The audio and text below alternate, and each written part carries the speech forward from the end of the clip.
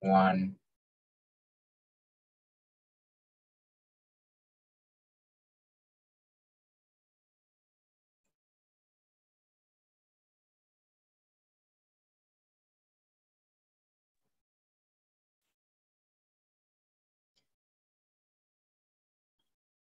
Alright, selamat pagi sahabat Indonesia Mengglobal semuanya dimanapun kalian berada.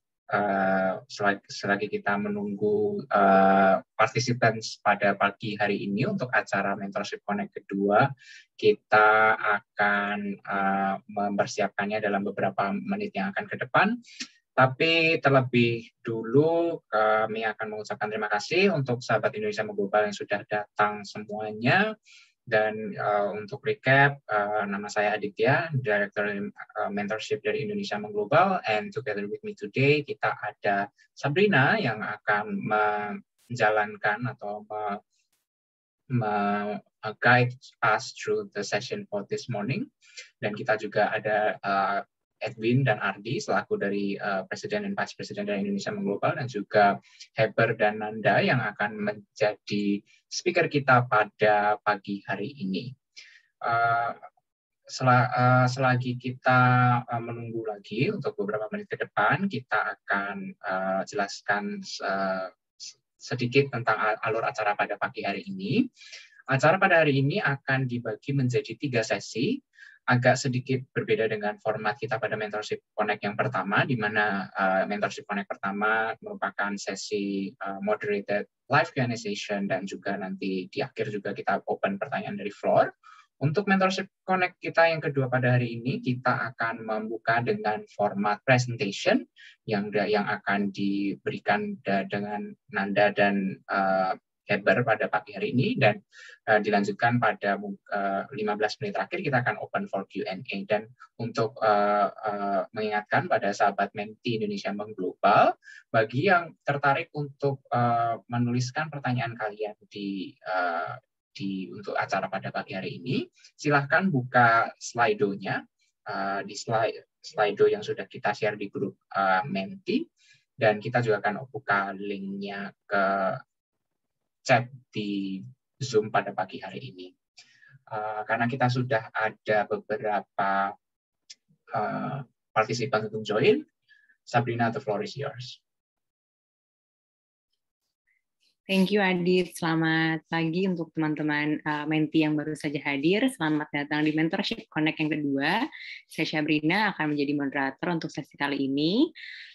Sebelum kita mulai, seperti yang tadi Adit bilang, apabila ada pertanyaan bisa langsung diketik aja di slide-nya, linknya dan kodenya sudah dibagikan di kolom chat. Selama sesi berlangsung juga mohon pastikan agar mikrofonnya berada di posisi mute. Sebelum kita mulai, saya mau panggil dulu Vice President Indonesia Mengglobal, Edwin, untuk memberikan brief remarks dan keterangan mengenai Indonesia Mengglobal. Silakan Edwin, the floor is yours. Terima kasih Sabrina. Halo, selamat pagi teman-teman semuanya. Salam kenal, saya dengan Edwin, Vice President dari Indonesia Mengglobal. Senang sekali pada hari, kalau di waktu di Indonesia bagian Barat ini masih Minggu pagi. Jadi so really happy to be able to meet everyone here di hari Minggu pagi ini dalam sesi Mentorship Connect yang kedua. First of all, thank you so much for our speakers, both of our speakers, Mas Heber dan juga Mas Nanda. Panggil aja langsung Heber dan juga Nanda tadi titipannya, supaya karena kita kayaknya semuanya seusia di sini. Senang sekali kita dapat kesempatan untuk bisa belajar langsung dari Heber dan Nanda, dari pengalaman mereka untuk bisa mendapatkan S2 dan juga S3 sesuai dengan jalur pendidikan mereka masing-masing. So buat teman-teman para Menti Indonesia Mengglobal, serta juga di sini acara ini juga diikuti oleh beberapa anggota tim Indonesia Mengglobal supaya bisa belajar juga untuk persiapan terkait apply ke beasiswa ke luar negeri, apakah nanti akan ada shortcut atau tidak gitu. Semoga sesi ini bisa bermanfaat buat teman-teman semuanya, dan thank you so much juga buat teman-teman Mentorship Connect yang sudah teman-teman tim mentorship dari Indonesia Mengglobal maksud saya yang sudah mempersiapkan sesi ini. kalau terkait perkenalan tentang Indonesia Mengglobal, harusnya teman-teman semuanya sudah cukup kenal, jadi mungkin saya tidak perlu menjelaskan secara panjang lagi atau menjelaskan secara detail terkait Indonesia Mengglobal, tapi mungkin pesan dari saya juga dulu sempat jadi mentee di program mentorship Indonesia Mengglobal beberapa tahun lalu. Proses mentorship dari program mentorship Indonesia Mengglobal ini sudah jalan beberapa waktu, assignment juga sudah dikumpulkan. Jadi teman-teman tetap semangat ngejalanin prosesnya dari awal sampai akhir supaya benar-benar bisa memaksimalkan pembelajaran sekaligus mempersiapkan aplikasinya, so when the time comes teman-teman bisa daftar ke kampus impian teman-teman dan harapannya semoga bisa mendapatkan beasiswa sekaligus kampus yang diidamkan. Dan semoga setelah pandemi udah lebih reda bisa berangkat juga langsung ke sana to make your dreams come true. So atas nama Indonesia Mengglobal, thank you so much for everyone, for the team who is making this happen, Sabrina dan juga Adit, dan juga Mas Heber, Mas Nanda, dan teman-teman semuanya di sini. Semoga sesi hari ini bisa bermanfaat buat teman-teman semuanya. And happy learning everyone. Thank you. Terima kasih banyak, Edwin, atas patah dua patah dan encouragement-nya. Selamat datang juga yang baru hadir. Setelah ini kita langsung mulai aja nih masuk ke sesi presentasi. Mungkin kita bisa mulai dulu dengan Heber untuk sesi presentasinya selama kira-kira 15 menit ke depan. Silakan, Heber. Terima kasih, Mbak Sabrina. Boleh aku share screen? Boleh. Masih disable nih. I make you go host. Silahkan Heber, dicoba.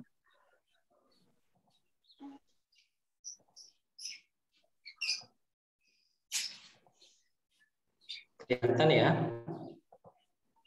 Ya, sudah kelihatan. Oke, perkenalkan nama aku Heber Anggara Pandapotan. Aku salah satu mentor juga di Indonesia Mengglobal. Jadi pada pagi hari ini aku dikasih kesempatan untuk cerita gimana aku share soal pengalamanku mendapatkan beasiswa Australia World Scholarship. Jadi 27 Agustus 2019 aku diumumkan keterima di dua beasiswa sekaligus dalam satu hari. Kemarin kebetulan paginya itu diumumkan di New Zealand Asian Scholarship dan siangnya itu Australian World Scholarship.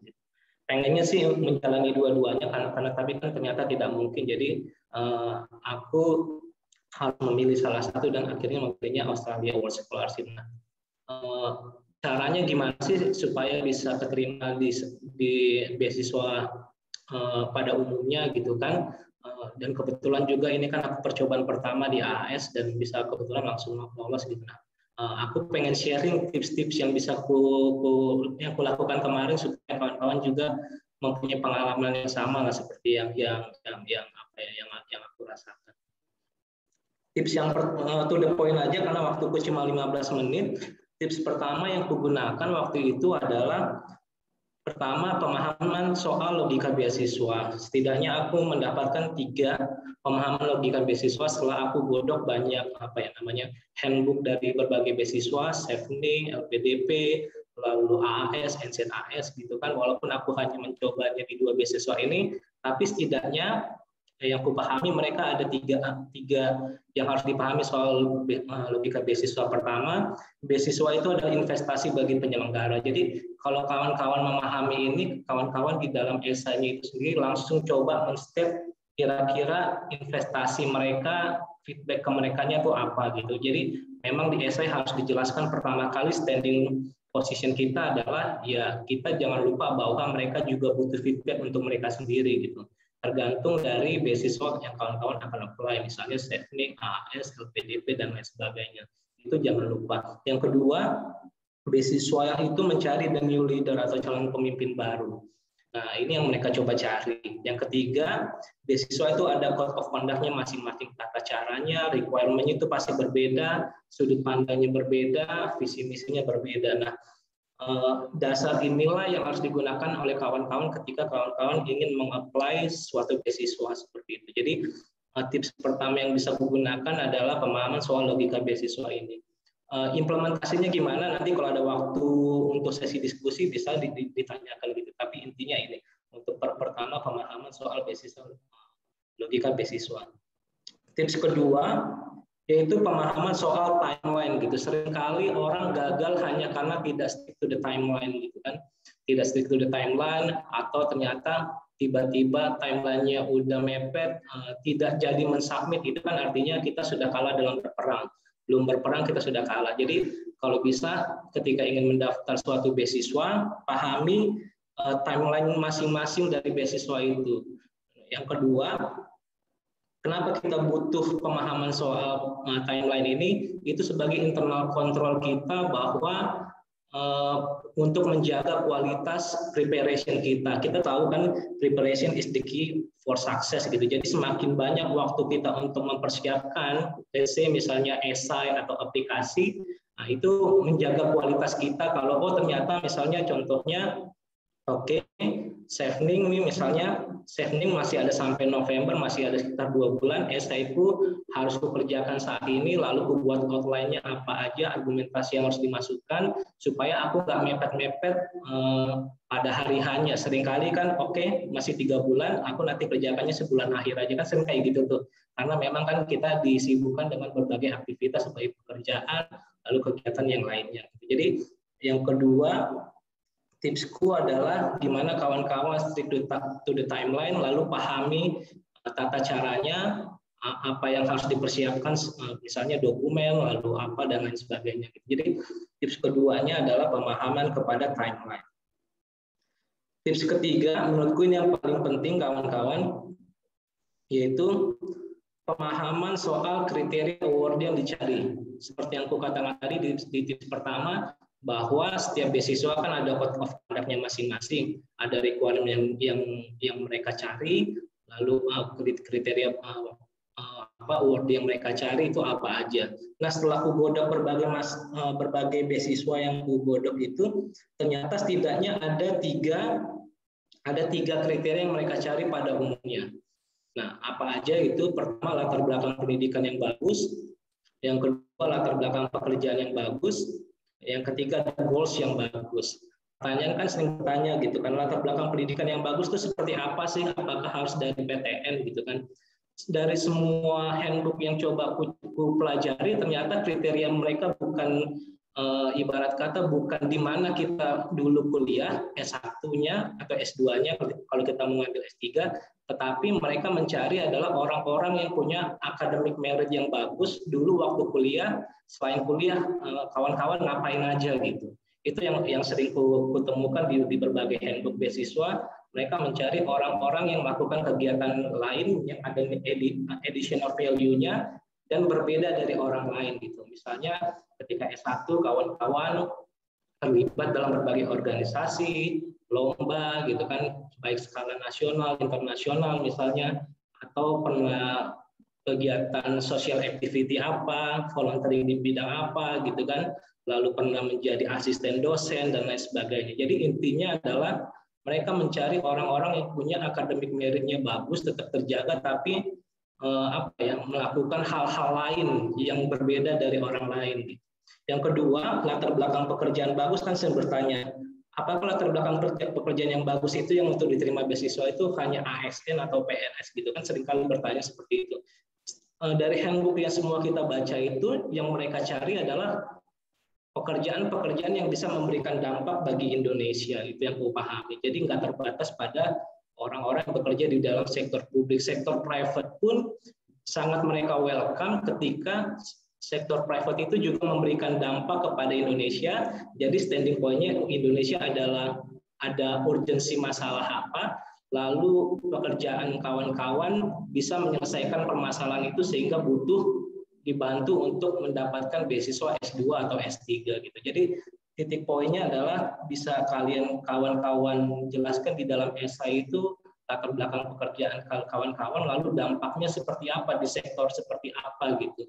Nggak perlu harus yang wah dan kayak gimana, tetapi ketika satu sektor dan kawan-kawan benar-benar mengetahui dan benar-benar expert di bidang itu, lalu ingin membuat perubahan, itulah yang mereka cari. Contohnya aku pernah di AAS itu, kawanku itu dia fresh graduate gitu, dia belum punya pekerjaan tapi dia YouTuber gitu. Nah, di dalam video-video yang dia coba ceritakan di videonya itu adalah gimana dia ingin memberikan marketing. Dia dari NTT kalau nggak salah, di wilayahnya dia punya ternyata banyak sebenarnya tempat pariwisata yang belum terjangkau, dan dia mulai mempromosikan supaya ekonomi di wilayahnya dia itu tereksplor oleh para pendatang sehingga banyak visitor yang datang gitu. Jadi tunjukkan bahwa kita punya satu pekerjaan yang bagus yang bisa memberikan dampak. Itu intinya seperti itu. Yang ketiga yang aku coba pahami, ternyata mereka mencari orang yang punya goals atau future yang bagus ke depannya, yang bisa memberikan dampak juga, relate juga dengan kriteria kedua. Lalu yang ketiga, mereka cari orang punya goals yang terarah di sektor mana dia akan melakukan perubahan gitu. Jadi kalau kawan-kawan ingin membuat esai, kalau menurutku titik poinnya dari 3 pandangan ini.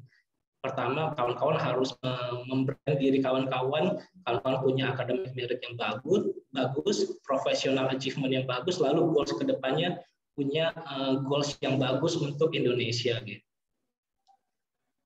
Ini aku coba kasih contoh di Chevening gitu kan, karena beasiswa Chevening ini kan lagi buka sampai November. Siapa tahu kalau ada kawan-kawan dari Minty Indonesia Mengglobal ingin coba Chevening, bisa kita godok. Saya akan buktikan apakah the 3 key factor scholarship program yang saya katakan tadi beneran ada gitu. Pertama, misalnya pertanyaan pertama di essay pertama, Chevening is looking for individual who will be future leaders or influencer in their home countries. Kalau yang dari penjelasan yang aku sebutkan tadi kan ini masuk ke dalam kategori 1 dan 2. Jadi dari kapasitas kawan-kawan punya academic merit yang bagus, lalu kawan-kawan punya pekerjaan bagus, lalu menjadi pemimpin di dalam pekerjaannya itu. Nah, inilah yang mereka coba cari. Lalu yang kedua, Chevening is looking for individual with strong professional relationship. Nah, ini yang aku sebutkan tadi, ini lebih masuk kepada kategori kedua tadi, adalah orang-orang yang punya latar belakang pendidikan pekerjaan yang bagus, yang bisa memberikan dampak yang besar buat masyarakat gitu. Professional relationship-nya seperti apa. Lalu yang ketiga, professional experience and your plan for the future. Ini yang aku katakan tadi, bahwa mereka relate-nya kepada kriteria yang ketiga, yaitu goals-nya apa gitu, goals-nya depannya apa. Tapi untuk nge-link selain the 3 key factor itu tadi, perlu untuk dipahami ada namanya prinsip link and match gitu. Link and match itu adalah dulu S1-nya apa, pekerjaannya apa, lalu kawan-kawan ingin mempropos mau S2-nya apa. Kalau bisa itu link and match, kalau bisa. Karena kebanyakan penyelenggara ingin supaya ketika uang yang dikasih, investasi yang dikasih lebih implementatif kalau dia link and match. Jangan sampai misalnya kawan-kawan S1-nya ekonomi, kerja di bidang marketing gitu kan, ternyata mengambilnya S2-nya hukum. Itu kan takutnya mereka agak bertanya, loh kok berbeda gitu. Tapi ketika kawan-kawan bisa menjelaskan bahwa academic meritku di bidang ini, misalnya aku law, lalu pekerjaanku misalnya lawyer, lalu S2-nya aku mau ngambil Master of Law di bidang apa gitu, itu kan agak link and match, dan mereka setidaknya semua argumentasi yang coba kita sampaikan kepada mereka itu mereka agak gampang untuk menerimanya gitu, argumentasinya, ketimbang kawan-kawan agak berbeda nih. Dulu aku pernah ada yang diskusi, dia bekerja di radio milik pemerintah, S1-nya dulu di bidang chemical, kimia, lalu dia mempropos S2-nya kimia lagi. Nah, secara dasarnya adalah pihak yang memberikan investornya kan agak bingung, nanti dia setelah ngambil kimia kepake gak nih ilmunya, padahal dia bekerja di bidang, dia sebagai news broadcaster gitu. Nah, itulah kenapa prinsip link and match itu dari 3 kriteria itu harus tetap dijaga oleh kawan-kawan. Nanti bisa diskusi kalau di belakangnya nanti kita ada waktu yang cukup untuk mendiskusikan ini. Lalu pertanyaannya, kapan sih the 3 key factor itu digunakan? Kalau menurutku first impression ingin menunjukkan kalau kita punya the 3 key factor scholarship program itu pertama di CV. mungkin tidak semua key factor itu bisa masuk seperti goals. Goals itu kan ke depan, CV kan sudah terjadi ke belakang gitu. Setidaknya kalau kawan-kawan buat CV, tunjukkan di CV kawan-kawan punya minimal academic merit yang tadi saya sebutkan tadi, sama professional achievement pekerjaannya itu apa gitu. Itu benar-benar harus dituangkan secara clear, jelas, singkat, padat, dan jelas gitu. Karena ada beberapa beasiswa kan yang mensyaratkan hanya 2 CV, 2 halaman CV atau 3 halaman CV gitu kan. Kalau Chevening kan tidak perlu ada CV karena kan tinggal isi aplikasi aja yang mereka buatkan. Tapi sebenarnya yang mereka tanyakan itu sebenarnya ingin menuangkan CV kawan-kawan. Tapi intinya adalah di mana kawan-kawan bisa masukkan 2 unsur pertama, unsur kedua di dalam CV itu dengan baik secara jelas gitu. Yang jadi masalah seringkali aplikan itu tidak tahu apa yang ditulis di dalam CV, apakah ini relate atau enggak, lalu apakah ini bisa menjual atau enggak gitu kan. Padahal di dalam teknik penulisan CV itu adalah seringkali kita tidak menyadari bahwa itu yang kita tulis itu ada sesuatu potensi yang sebenarnya bisa menjual. Nanti bisa saya diskusikan. Seringkali orang, saya CV-ku nggak terlalu bagus, padahal kalau diulik-ulik lagi sebenarnya dulu dia pernah melakukan sesuatu yang berdampak banyak buat orang gitu. Misalnya contohnya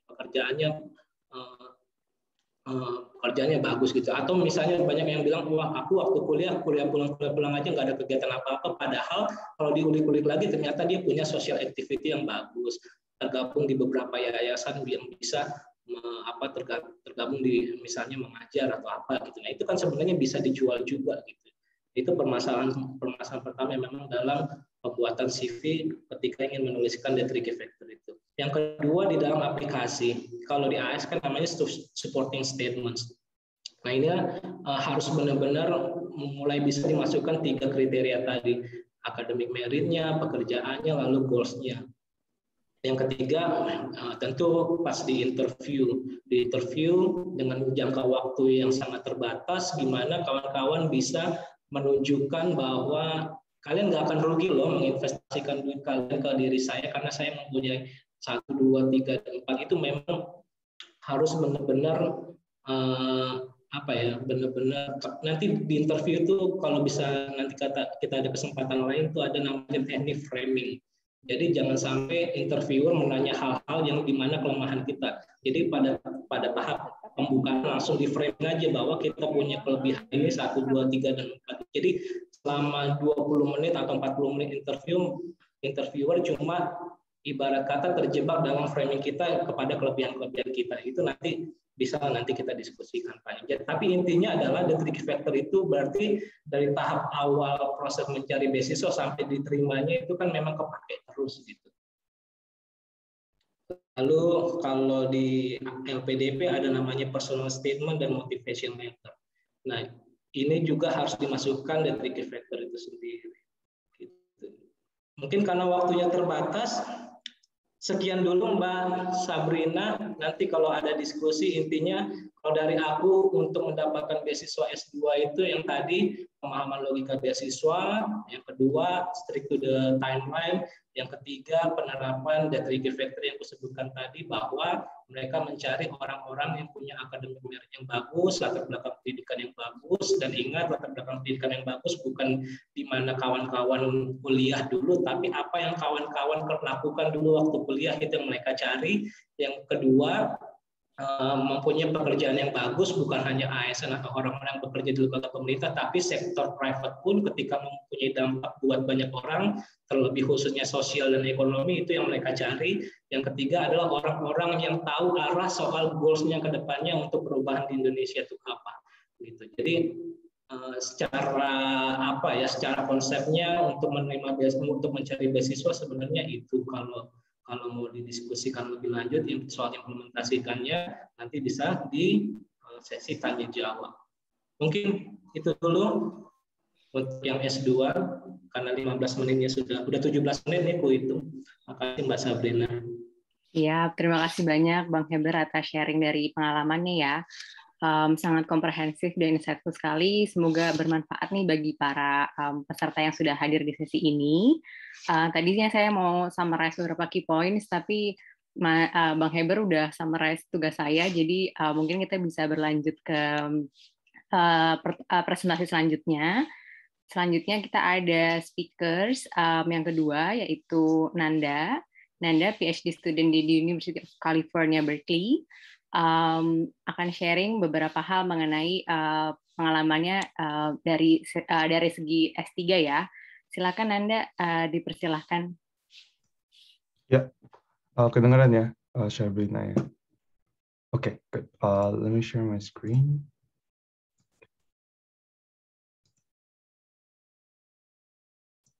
Okay, is everything okay? Just give me thumbs up if it's okay. All right, good. So I'll try my best to summarize everything in 15 minutes. Sebelumnya nama saya Nanda, tadi sudah diperkenalkan. Today I will talk mainly or mostly in English, but I hope that my English is not too bad or too fast, so that you guys can still understand. At the same time, I still speak Indonesian, so I'll try to mix both the languages. So today, talking about my experiences, especially I would like to share some shortcuts to win your graduate study abroad. So a little bit about myself. I've been all around the place the last 9-10 years. I'm originally Indonesian, born in Central Java, and then I grew up in Banten, in Tangerang Selatan, and so I did my high school there. And since undergrad, I've been very lucky to be abroad for my undergrad and also my master's and currently my PhD educations. I did my undergrad in Japan, and then after that, I did my master's in Germany before coming to the US. So I'm currently in UC Berkeley in California. So I will just go directly to the tips. I think the previous presenters like tell a lot about like useful tips from to apply for scholarships, which I think I agree pretty much for everything that he was mentioning. So I would like to say about more for like how to do your grad schools instead of like more on the scholarships. I do discuss about it a bit, but yeah, more towards how you win the game. So first, I think it's to know what is your passion. Like normally, like people who want to apply for graduate students should actually ask to themselves, like, what do you want to dedicate your life for? And this is something that you should be able to answer it before you apply. Because you're not going to be taught in the same way as you're doing your undergrad. So you should really know what is the passion. So afterwards, I will go for doing research and many various informations about where you want to go, with who you want to work, and then when is the deadlines, when all the applications. You should. I think this is one of the assignment that you guys are the Mentee of Indonesia Mengglobal currently doing. So I think this is something that you are already probably doing. And the last question will be like how we actually execute those. So you have to create a planning. So this is the planning. Research always be very useful in the beginning. And then next is actually to do your due diligence. So due diligence actually it's to finish all the checklist that you have made before. So for example, when you have to take IELTS, TOEFL, or probably GRE exams, and you probably want to do it like few months in advance. And then for those of you who probably apply for research, sort of like maybe more like PhD, sort of like program instead of master's, you also might want to contact your future supervisor in advance. Also, did you also try to reach like Indonesian students abroad, like through PPI or Permias in the US? I think it's really nice to know people who've been doing the same like process as you are currently doing. So this is going to be very useful information for you. And then this is actually one important question that I think many people should actually try to like share their motivation letters to other people, and how many people read and comments on your letters. Let's see. And also your CV, of course, is it clear enough? What I want to say is that actually you should write, share, and revise. I will do it like 10 or 100 times, even 100 times. When I applied for my PhD in the US, I start my like drafting my motivation letters since September, and then through December. So until like for example, I think for about 4 months. So this is something like you should continuously doing before applying. Okay, now the fun part will be more on the fundings.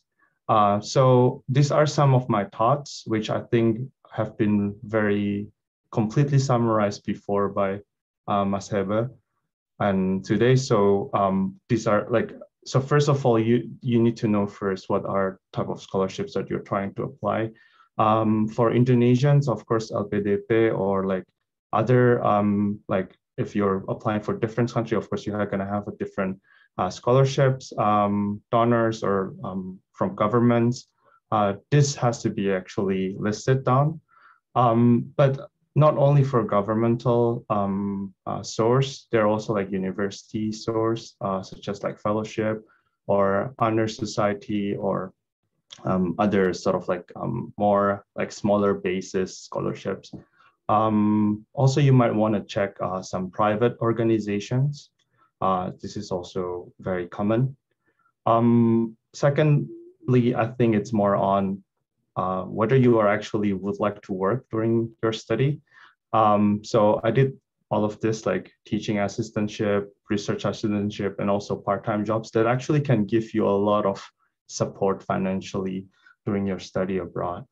Also, I would like to advise not to be shy to ask. Like sometimes, like, you know, the schools are asking, hey, can you go attend our school? Can you get enrolled without scholarship? And then people were shy and they were thinking like, oh, maybe if I check this button, I will not be like my chance going to decrease. Actually, no. Just be very confident to ask that you are capable of getting scholarships. And also lastly, I think is to offer your expertise. So for example, there are some of my friends who are trying to get like a freelance job to sort of like also aid their fundings abroad. So these are some of the scholarship lists that I've compiled from my previous experiences. So in Japan, I think the first or the most famous one, Mombuka Gakusho, is also the famous one. University-based or private companies, I've been receiving some of them. Part-time jobs, of course. In Germany, I think DAAD is the most famous one. But I also have some additional fundings from Honor Society. Also accommodation support, and also even for textbooks, which is very useful. Throughout my study, also very interested to teach, which I think is open very much for grad students.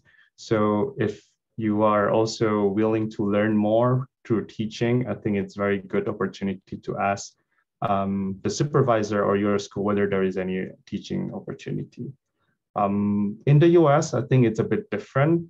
Governmental scholarships like Fulbright, of course, is also available, but I didn't apply for that. And so I'm more like, my source of funding is more on like fellowships and some teaching and research assistantship. For those of you who are also applying to like Europe, I think the fourth point will be very interesting.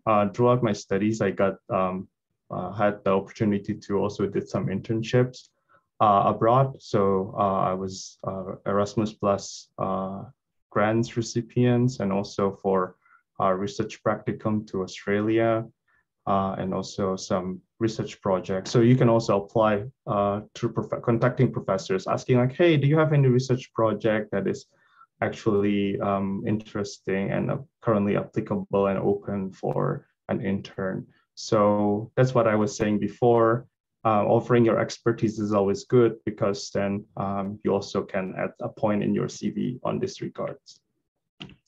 So the fourth tips was more on the funding side, but then in order to build fund, to get like increase your chance to get those fundings, actually there are other things that you want to consider.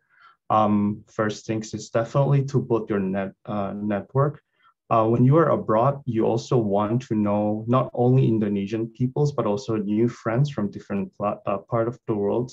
And there you also might want to join like student organization to probably build your portfolio or your CV. So this is a picture of me and my friends in Germany. Also, I think this is a key points that not many people were trying to probably explain or tackle. I've been very fortunate to learn new languages as I've been abroad for some years. And learning new language definitely can improve your opportunity to apply to scholarships, which are actually not available or applicable for those who only with English proficiency. So you also would like to find like, for example, this scholarship that I apply in Japan requires me to be able to speak Japanese up to certain levels, and they're not open for people without Japanese proficiency. So this is something that you might want to consider when you are going abroad. I would like to emphasize that you need to see the world from your own angle in order to write a good motivation letters or whatever proposals that you're doing in the future. So I think when you are abroad, also try to go out and see the world in your own perspective. And then I think also scholarship is one thing that's supporting your financially most of the time, but then actually sometimes you also want to save money. You also want to find some other opportunities. So for example, the first point that I was writing here is maybe it's good to approach your professors during their office hours and probably ask them questions that you don't understand, or looking for opportunities, and share with them your thoughts, and probably they can give you some like opportunities. I do love like looking for student discounts. This is something that many people have been doing. Also, probably you might want to think about some like investing some of your, but could be another discussion in another time. But these are some points that I want to tell you to make like some opportunities during your study, not only studying. So credit card bonuses and so on. But this is, of course, most important, which is to focus, persevere, and also to read. And so sadly, in this world, academic success is still measured by numbers. If you go anywhere, people will ask you, what is your GPA? Good GPA often meaning that you are a smart student, but not most of the time. Of course, like number of publications in case you are a researcher, or probably number of awards, or etc. Therefore, you need to really make sure to set a deadline and finish everything in advance, and persevere towards those deadlines. And I guess I think after going to my graduate education, we are actually encouraged to read more. So this is a quote that I feel very useful to me to encourage my reading, like daily reading. It can be any books, can be any like technical or non-technical. Think like, in the next 5 years, you will be just like, you just be the same person, but then it depends on whether you read or not read a book. You will see that the quality of your thoughts might change or not change. So I've been doing this for the last, like, especially during COVID, the last 2 years or so, and it's been very, very useful. And the last thing is actually to give and to share, and what can you give back to the society. And like, so now you are being a mentee here, and then probably in the future you want to return it back and be a mentor. So could be a good also investment for Indonesia Among Global team. So that's it. So I would say that actually there is no shortcut. You should do it. There are a lot of things that you might want to do, you want to achieve, but you should do it step by step. It's okay that they're like probably difficult in the beginning, but then you keep persistence and persevere. And in the end, your results is always be measured not by the end results that you get, but it's also the process of you growing to be a better person. So yeah, I think that's pretty much all from my side. I hope it's useful. Thank you. Thank you Nanda untuk sharingnya, sangat berguna ya, dan cover berbagai macam aspek dari persiapan untuk memilih kuliah, jurusan, dan juga secure funding. Saya mau summarize, tapi poin-poinnya semua penting jadi agak susah. Tapi yang bisa saya mungkin highlight itu mungkin useful tips ya untuk reach out to fellow Indonesian students abroad, dan juga jangan hesitate untuk tanya, untuk secure funding, dan banyak tips dari Nanda juga yang udah di-cover di program mentorship ini. Jadi para mentees harapannya untuk bisa memaksimalkan waktunya selama durasi mentorship program ini. Nah, setelah presentasi dari Nanda dan Heber, kita akan memasuki sesi tanya-jawab. Ada lumayan banyak pertanyaan yang sudah masuk di Slido ya. Mungkin bisa saya pandu untuk ditanyakan kepada masing-masing speakers atau juga dua-duanya. Pertanyaan yang pertama, mungkin ke Heber dulu nih. Tadi Heber sempat menjelaskan mengenai leadership stories ya, untuk di-share di application essay. Nah, ada yang bertanya, cerita apa saja sih yang harus dimasukkan gitu di dalam application essay supaya stand out dan supaya membuat pembacanya itu tertarik. Mungkin bisa share dari pengalaman Heber juga.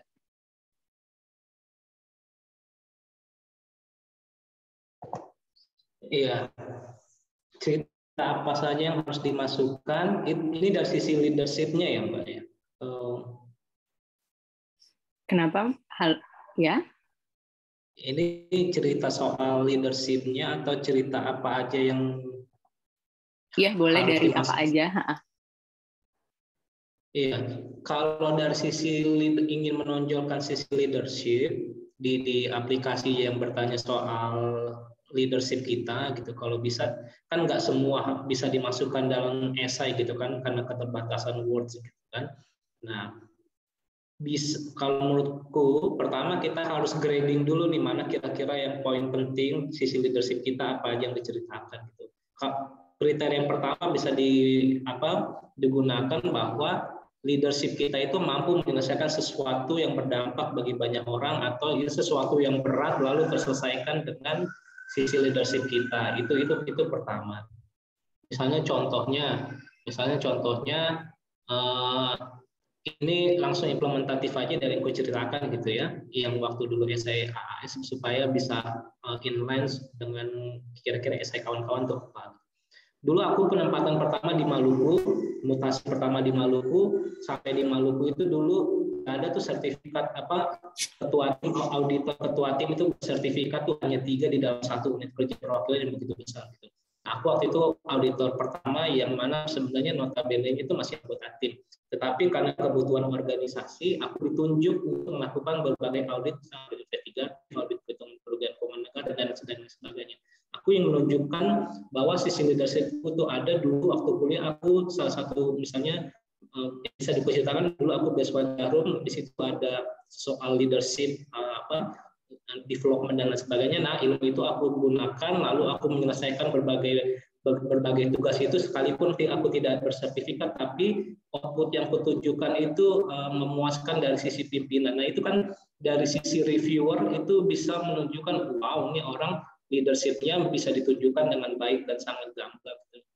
Jadi di grading aja kira-kira urgensinya tuh kayak gimana sih, kan itu urgent banget kan untuk organisasi. Jadi kalau bisa dari sisi urgensivitas gitu. Jadi argumentasi. Yang kedua, kalau masih ada waktu untuk word-nya masih bisa tersedia, untuk urgensivitasnya agak lebih rendah sedikit, tapi benar-benar urgent gitu. Jadi bukan cerita leadership yang cheesy banget, yang sebenarnya semua orang bisa, tapi tunjukkan dari sisi-sisi yang kira-kira nggak semua orang bisa loh gitu. Intinya seperti itu. Kalau ingin menonjolkan sisi leadership kita. Dan ingat, esai ini adalah gimana kita membrand diri kita gitu kepada pihak penyelenggara, personal branding. Pelajari juga dengan teknik-teknik personal branding. Gitu. Agak show off sedikit tapi tidak berlebihan. Itu memang key point paling penting sih. Jadi jangan terlalu berlebihan tapi cukup pada tataran ini anak oke lah gini tapi nggak terlalu berlebihan. Tipsku gitu. Siap. Terima kasih banyak Bang Heber atas sharingnya. Mungkin kalau bisa saya summarize untuk choose wisely ya, berdasarkan urgensinya, dan kita harus pahami bahwa essay sebagai personal branding. Jadi kita juga harus banyak tahu bagaimana kita bisa men-showcase personal branding kita. Siap. Nah, pertanyaan yang kedua mungkin kita bisa ke Nanda. Nanda, ada pertanyaan dari peserta yang agak filosofis nih, tapi ini mewakili pertanyaan saya juga. How did you stumble upon your passion at the first place? Mungkin kan Anda sudah banyak pengalamannya dari kuliah S1 di Jepang, kemudian lanjut S2 dan S3. Mungkin bisa diceritakan gimana menemukan passion-nya pertama kali. Okay, I think it's a very good question. Jadi kalau untuk passion, kalau saya boleh share dari pengalaman pribadi, jadi sebenarnya dulu tuh memang jauh lebih banyak dapat dari supervisor di S1. Jadi dari riset, karena dulu di Jepang kita udah harus riset dari S1, jadi dari situ interaksi dengan profesor benar-benar, kayaknya cocok nih untuk lanjut S2 kan. Jadi dia yang rekomendasi saya untuk lanjut S2 di Jerman, karena memang tadinya saya juga nggak tahu untuk S2 pengen kemana, cuman dia yang sebenarnya kasih saran untuk mungkin Eropa jauh lebih bagus untuk di pendidikan di jurusan saya. Jadi kalau menurut saya harus mungkin akan lebih baik kalau kita pasti kan semuanya pernah punya pengalaman atau punya mentor di kuliah dulu atau enggak pas lagi sekarang kerja yang bisa memberikan kurang lebih gambaran apa tentang apa sih field yang memang kita lagi booming sekarang contohnya, atau enggak apa aja yang bisa yang interested to look further kan. Itu dari saya pertama, interaksi dari profesor. Yang kedua, itu juga sebenarnya dulu untuk sebelum lanjut ke S3, pas lagi waktu saya S2 di Jerman juga dulu tadinya sebelumnya belum tahu nih apakah saya harus lanjut lanjut S3 atau kerja dulu ya kan. Tapi dari sebenarnya waktu itu justru saya ambil take a break for like 7 to 8 months. That's the time that I did my internship. So dari internship itu pengen ngetes atau ngecek apakah benar-benar sesuai dengan minat atau passion saya yang saya utamakan awalnya itu. Nah setelah dicek dan terutama harus validasi juga sih sebenarnya dari beberapa pihak, dari beberapa lingkungan di sekitar teman-teman, it seems to be quite okay. My performance in research is also not bad. So that's actually the key points where I said, okay, maybe doing PhD or doing research is actually what I want to do in life. Tiap orang jujur bakalan berbeda-beda karena ada yang mungkin kayak masih baru kelar S1 dan masih belum menemukan passionnya. I think it's okay to step like forward, like jangan langsung lanjut. Mungkin kerja dan mungkin pengalaman yang tadi Bang Heber bilang juga dimutasi ke beberapa daerah baru mengetahui mungkin saya lebih cocok di bidang ini. Jadi take your time, everybody has different timeline, so don't rush. Itu aja sih. Thank you Nanda atas sharingnya. Mungkin if I can summarize, tiap orang beda-beda ya timingnya, so take your time dan experience saat ada di internship atau penempatan pekerjaan di berbagai tempat untuk menemukan passion-nya. Oke, thank you. Kita berlanjut nih ke pertanyaan selanjutnya. Sebenarnya pertanyaan selanjutnya ini ditujukan untuk Kak Heber, tapi bisa dijawab juga nanti oleh Nanda. Tadi Heber sempat highlight ada 3 kriteria untuk aplikasi kalau nggak salah, ada pendidikan, pekerjaan, dan goals, dan manakah yang sebenarnya paling penting di antara ketiga itu atau semuanya sama penting ya? Silahkan Bang Heber.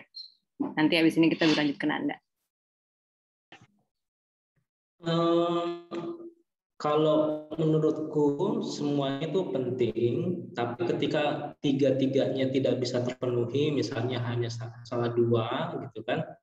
Salah dua, misalnya contoh kawan-kawan bisa bermain punya akademik pekerjaan latar belakang pendidikan yang bagus, lalu bisa bermain juga di goals-nya gitu dari dasar latar belakang pendidikan yang bagus karena merasa pendidikannya pekerjaannya ini kurang bisa aku coba tonjolkan gitu. Jadi bermain di dua ini boleh, tapi bisa juga di pekerjaan sekarang, starting point-nya di pekerjaan sekarang, lalu goals ke depannya itu seperti apa. Jadi kenapa aku bilang the tricky factor ini, karena setiap handbook beasiswa itu pasti selalu ada ini gitu. Jadi kalau mau ditentukan kawan-kawan mau ini penting atau enggak, dilihat lagi satu handbooknya kawan-kawan, mereka carinya tuh kayak gimana, ya kan. Kedua, difitkan dengan diri kawan-kawan, kira-kira aku bisa bermain enaknya di dalam aplikasi, menceritakannya dari sisi apa nih ya, misalnya dari sisi pekerjaan, pekerjaan dan goals-nya ke depan gitu. Misalnya kalau kawan-kawan misalnya merasa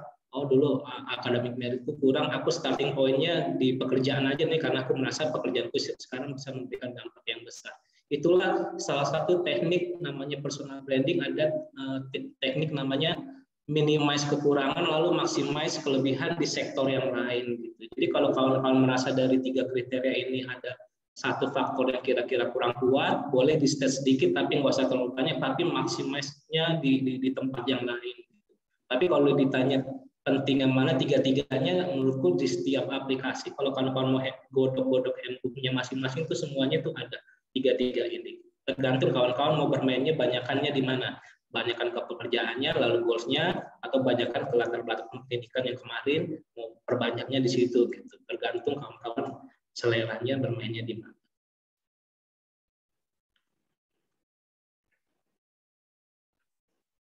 Thank you Heber atas sharing-nya. Mungkin kita bisa menanya ke Nanda juga, gimana kalau dari perspektif Nanda untuk pertanyaan yang ini? Jadi untuk yang ini untuk aplikasi, pas lagi aplikasi ya? Iya. Ya. Sebenarnya sih goals mungkin agak kurang. Kalau dari pengalaman saya taruh goals biasanya paling terakhir dan itu lebih ke long term goals. Kalau pendidikan itu lebih mungkin awal karena kan di share di depan. Tapi yang tadi juga dibilang Bang Heber, mungkin highlights lebih ke yang strength di kamu. Misalkan you're doing very good like in your academics, like you did like a lot of like competition, you go different places, you publish paper, right? You want to highlight that. For example, for my side, I don't really have much to highlight from my like apa sih dari pekerjaan saya, karena memang belum banyak pengalaman pekerjaan untuk industri secara langsung, so I put that very minimum, and then afterwards towards the goals. Tapi yang lebih penting sebenarnya harus dilihat sih dari biasanya kalau kita lagi apply itu kan biasa ada kayak key questions-nya kan, key points yang mereka pengen kalian jawab. Nah dari situ harus lebih di-emphasize di mana apa yang mereka pengen baca gitu, apa yang mereka pengen ketahui dari kalian. Karena tiap beasiswa atau tiap universitas punya pertanyaan yang berbeda-beda, dan itu yang research yang dari saya awal bilang itu harus buat kayak apa sih key points yang akan saya tulis di essay saya gitu. And then keep revising that like many times. And Thank you, Nanda. Mungkin kalau bisa di-summarize, salah satu tekniknya itu ya, mungkin minimize apa yang pengalaman yang belum banyak, keep it at the very minimum, dan mungkin highlight atau lebih appeal di kelebihan kita dari pengalaman kita selama ini gitu. Dan satu lagi yang tadi Nanda sempat highlight juga untuk untuk find out key points dari masing-masing scholarship providers atau universities, karena itu semua berbeda-beda. Sip, kalau gitu kita masih ada beberapa pertanyaan lagi.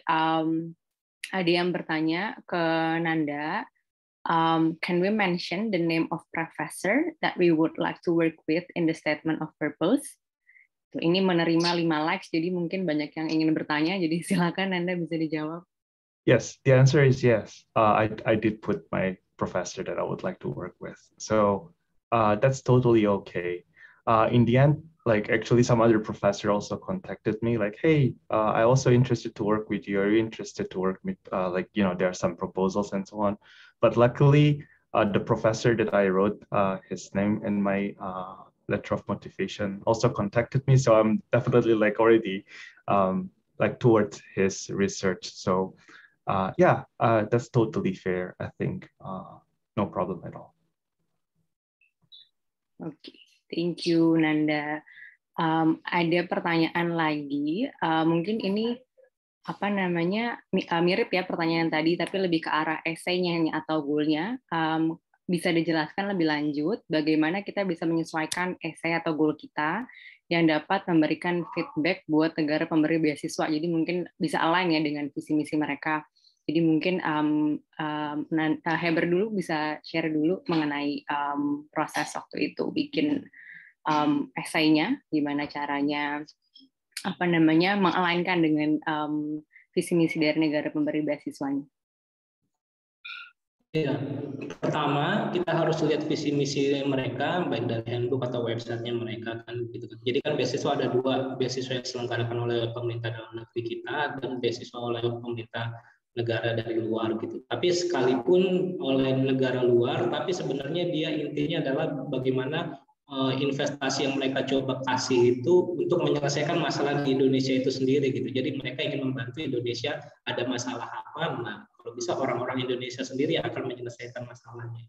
Itu yang coba saya pahami, itu satu. Jadi sebenarnya balik ke pada goals-nya kita ke depannya untuk Indonesia itu apa. Kedua, paling kalaupun mereka mensyaratkan feedback kepada mereka adalah agar tercipta hubungan baik antara negara mereka dan Indonesia gitu. Jadi 2 permainan goals inilah yang coba kawan-kawan maksimalkan. Pertama, kawan-kawan cek kita di bidang apa nih kerjanya, expertnya di bidang apa, lalu ada masalah apa di Indonesia yang kira-kira kalau nggak diselesaikan akan memberikan dampak banyak besar buat Indonesia. Lalu dengan ngambil S2 itu, saya akan menyelesaikan masalah ini dengan caranya seperti ini, bla bla bla. Itu goals yang pertama.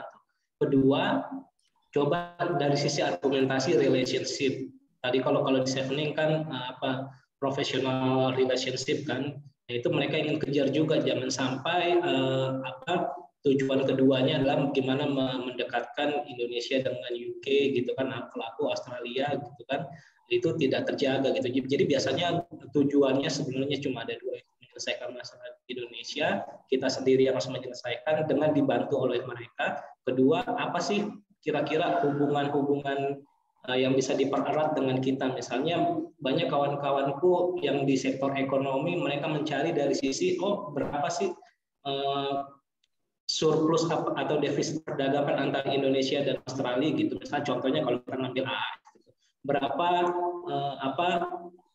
teks kebijakan teks soal pajak perpajakan Indonesia dan Australia yang kira-kira bisa menguntungkan. Nah, itu bisa dibawa dari sisi seperti itu. Jadi goals-nya bermainnya kalau menurutku yang harus dipahami, pertama cek soal visi misi mereka, lalu kedua bermainnya di area itu. Thank you Bang Heber. Kalau dari Nanda gimana? Saya setuju sih tadi mengenai apa kontribusi yang kita bisa lakukan untuk Indonesia. Tapi sebenarnya akan lebih menarik lagi. Saya pernah buat essay untuk ini yang ke Berkeley. Dia ada satu pertanyaan mengenai kayak kita harus ceritakan pengalaman yang unik, yang pribadi, yang kayak harus buat kita benar-benar motivasi untuk ini. Jadi waktu itu saya ceritakan untuk pengalaman pribadi saya di field di teknik sipil, jadi lebih terutama di area simulasi bencana alam. Jadi waktu itu lebih ke pengalaman saya sebagai orang Indonesia yang kita sebagai satu negara memang berada di lokasi yang banyak gempa atau bencana alam, terutama dengan adanya global warming, the rates is increasing, the frequency is also increasing. Dan dari situ apa yang kita bisa kaitkan dengan nanti goal kita yang tadi untuk kontribusi di akhir, atau jadi harus ada background, terus kamu punya strength, kita harus punya apa namanya strength dari kita yang ini ternyata sesuai dengan apa expertise yang saya bisa tawarkan. Nanti yang terakhir baru kontribusi apa yang saya bisa lakukan setelah nanti semoga lulus, apa yang bisa saya kontribusikan kembali ke Indonesia, ke negara. Dan banyak kan memang universitas atau negara pemberi beasiswa, banyak kan mereka akan pengen kita lebih bisa relate ke negara asal, karena dari situ mereka bisa tahu sebenarnya kita memang punya tujuan niat baik untuk nanti pulang ke Indonesia dan membangun negara. Seperti itu. Thank you, Nanda. Jadi mungkin bisa mendapat banyak insights ya untuk para menti di sini, untuk lebih banyak menggali to know the vision of the misalnya scholarship providers, dan juga connect ke atau mungkin highlight personal experience kita, atau bagaimana kita bisa kontribusi juga untuk Indonesia. Terima kasih banyak Heber dan Nanda. Masih ada satu pertanyaan lagi yang mungkin saya bisa tanyakan ya.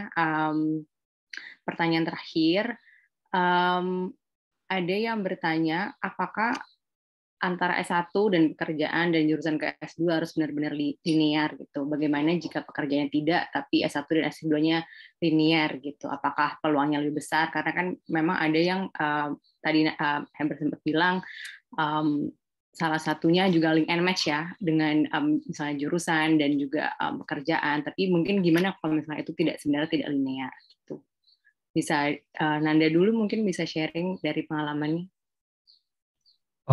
Kalau menurut saya sih sebenarnya nggak harus linear, cuman memang harus bisa dikaitkan dengan apa yang kalian sudah lewati gitu. Jadi misalkan pernah pengalaman di bidang apa, mungkin hukum atau ekonomi segala macam, terus kerja di bidang lain yang memang nggak sama.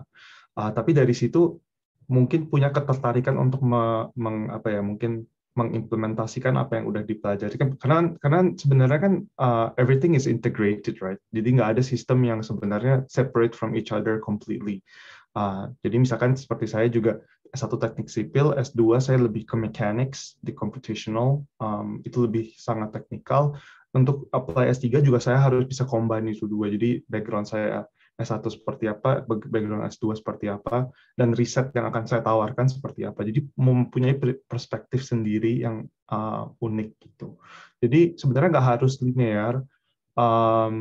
Dan saya juga punya banyak teman yang mungkin dari S1-nya teknik mesin, S2-nya tiba-tiba mereka pindah ke bio, terus S3-nya pindah ke aerospace. Mungkin di Indonesia akan jauh lebih tren ke linear, cuman pengalaman saya di luar negeri beberapa tahun terakhir ini memang nggak harus linear.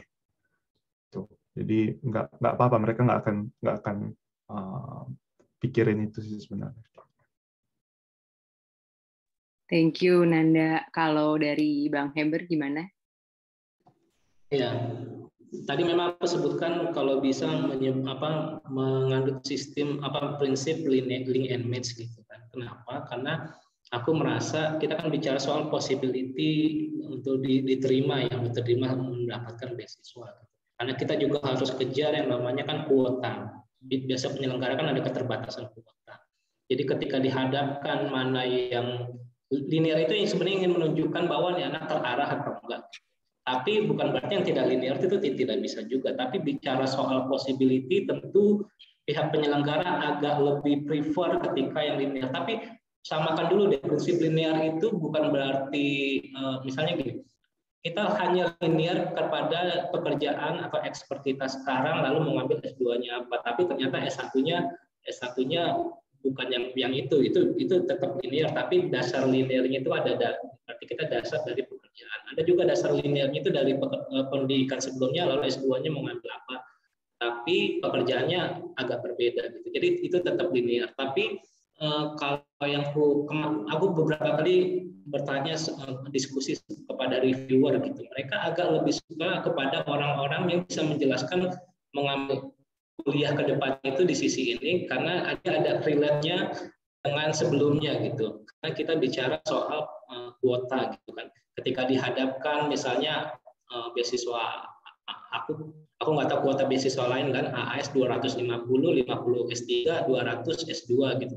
Dihadapkan pada ada orang yang udah jelas nih dia tahu terarah mau melakukan kontribusi apa dengan expertnya dia, lalu S2-nya memang dia tahu memang masalahnya di sini, ketimbang orang yang kira-kira hanya baru mau mencoba nih.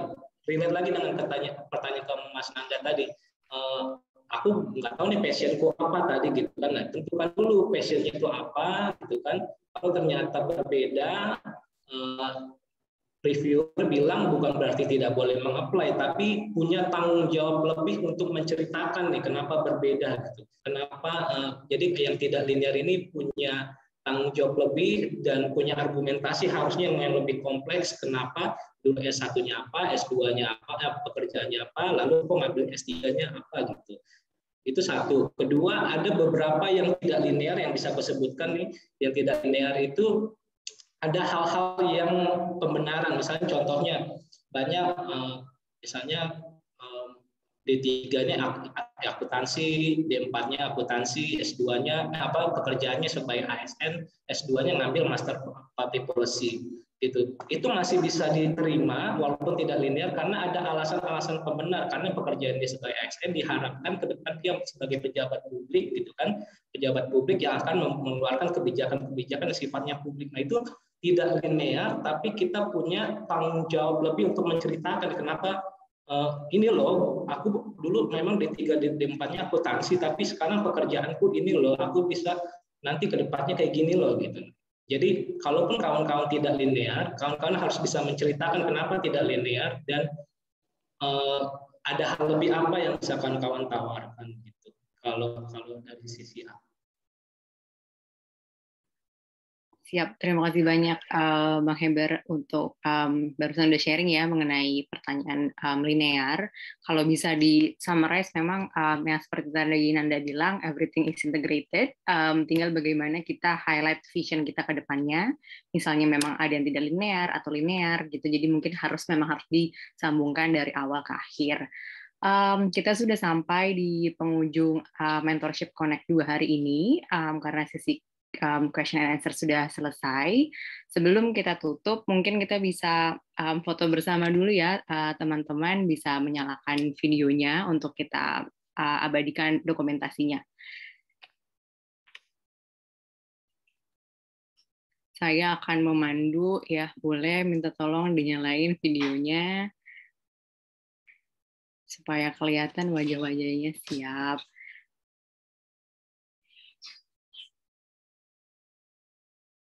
Kita tunggu beberapa detik lagi sebelum kita mulai. Mungkin masih ada yang siap-siap nyalain kamera ya.